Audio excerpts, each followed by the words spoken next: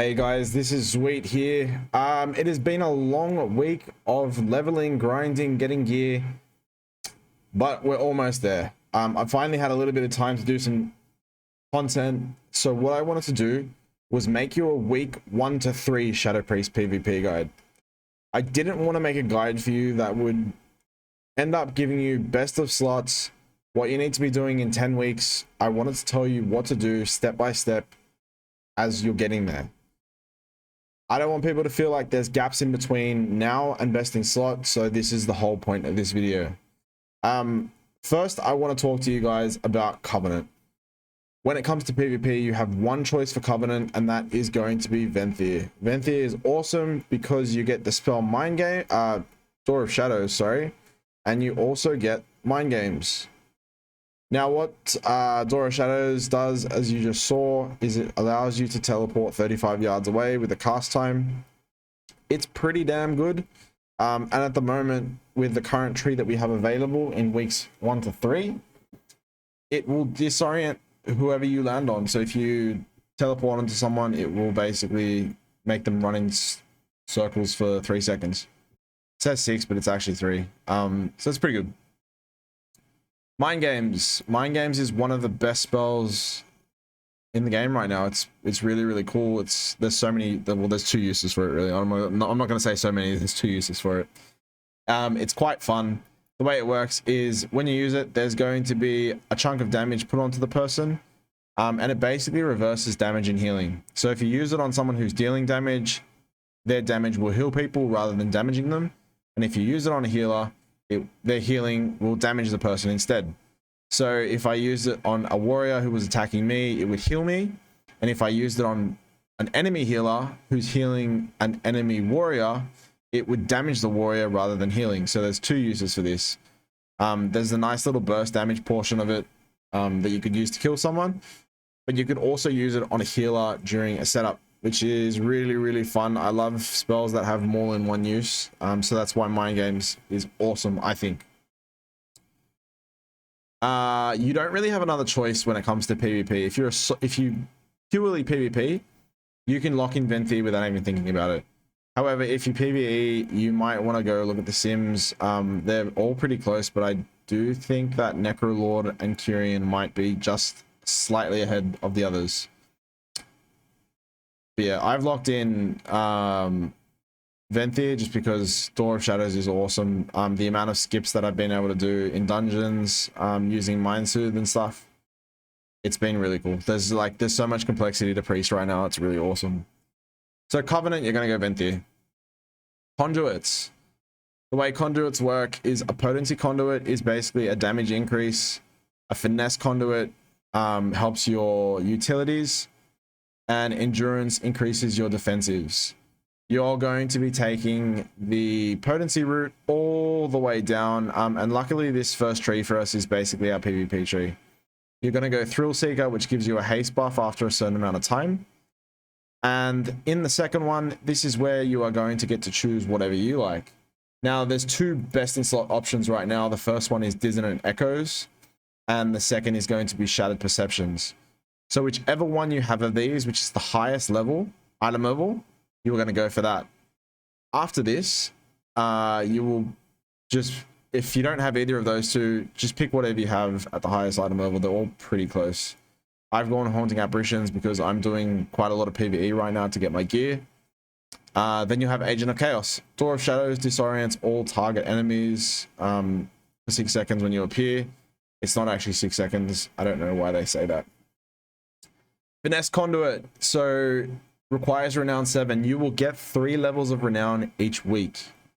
So to get level 7 of Renown to unlock your Finesse Conduit, you are going to need week 3. And you are basically just going to pick whatever you like. There's honestly no best answer when it comes to the Finesse Conduit. They're all okay. It's going to take you 10 weeks to unlock your entire tree. Keep that in mind. But after that, you're going to come down and you're going to go to potency. So that's not going to change, which is why I'm telling you now. You are always going to take the potency route. That is basically summing up potency, conduits. and how potency is the most important. Now we are going to touch on talents. In your first 4 rows, nothing's changed. These are always going to be a permanent lock-in for PvP, never changing. Interestingly enough, the Shadow Crash change was quite good, and Shadow Crash is now very competitive. I am sticking with Auspicious Spirits because I don't need to think about it. It does a fair amount of damage. It generates sanity. However, Shadow Crash is better for burst damage. Play it at your own risk.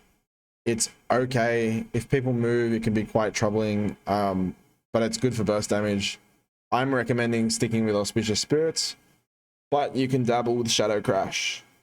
Coming into our 45 line, believe it or not, Void Torrent is now insane. It is like the best spell that we have right now. It does so much damage, and it's going to get nerfed for sure.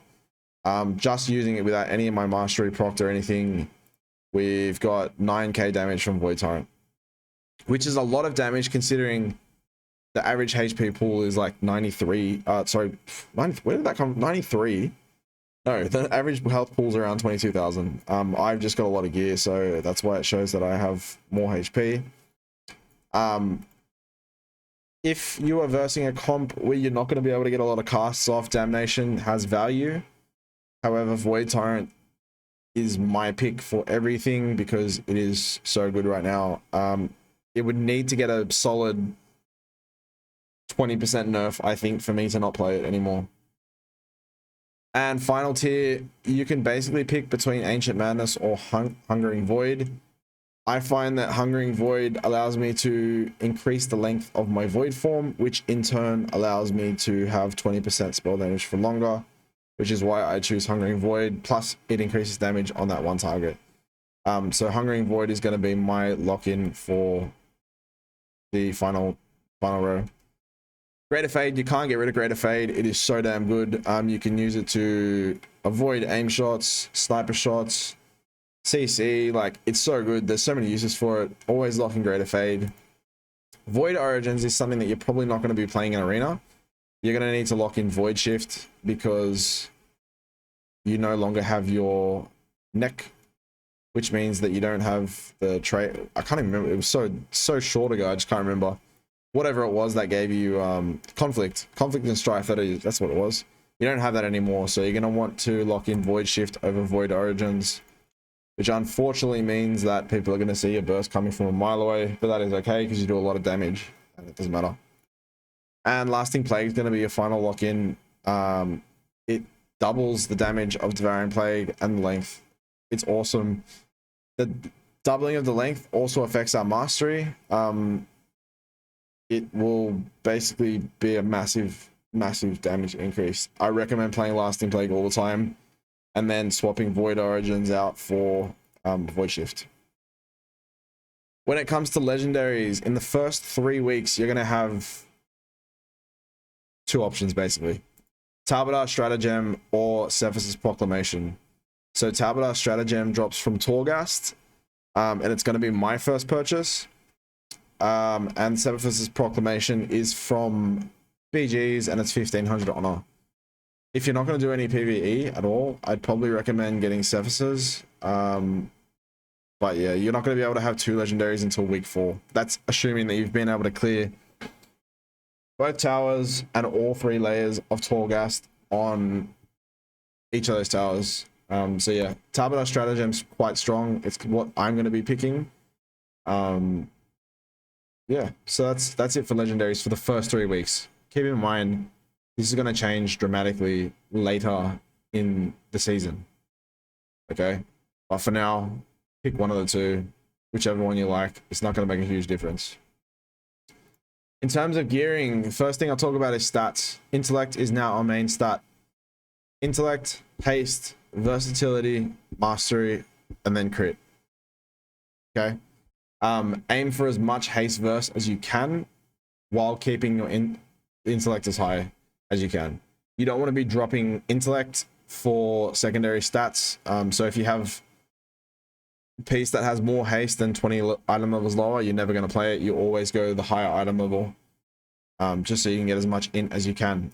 That rule will only apply to main pieces of your gear, your neck, your rings, and your trinket, you can drop item level to get the better secondary stat or proc. That will be completely fine. In terms of trinkets, you're going to be wanting to run 2 PvP trinkets. I would probably recommend running the badge as well as the medallion, so the one that removes all loss of character effects. I've gone the proc trinket only because I have quite a good on-use trinket that I'm using for PvE, and I will swap over to badge later when I can. How to get gear in the first 3 weeks. To get gear in the first 3 weeks, you're going to follow the following priorities. 1, you're going to do all of your mythic zeros. After you've done all of your mythic zeros, you are going to do as many BGs as you can to upgrade haste verse gear to 171.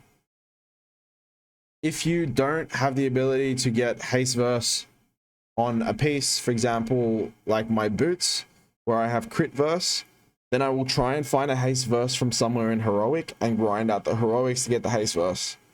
You want to try and get them as high as you can. Around 17% to 18% haste is going to be optimal, and around 15% verse is basically all you're going to be able to get in the first 3 weeks. And that's going to be it for the first 3 weeks guide of for Shadow Priest. Yeah, when I have my new computer, I'm going to be making a whole lot more. To be honest, I've been getting quite a lot of lag recently, which has made it really hard to make content, and really hard to edit as well, which is why this is going to be one take, and this is how you're going to get it. There's going to be no intro. But yeah, thanks for watching, guys. If you have any questions, please drop them below. Remember, this is the first 3 weeks guide, so if you are watching this anytime after the 8th of December, it's wrong. Check my channel for the updated guide. Thanks. Please drop a like and a sub.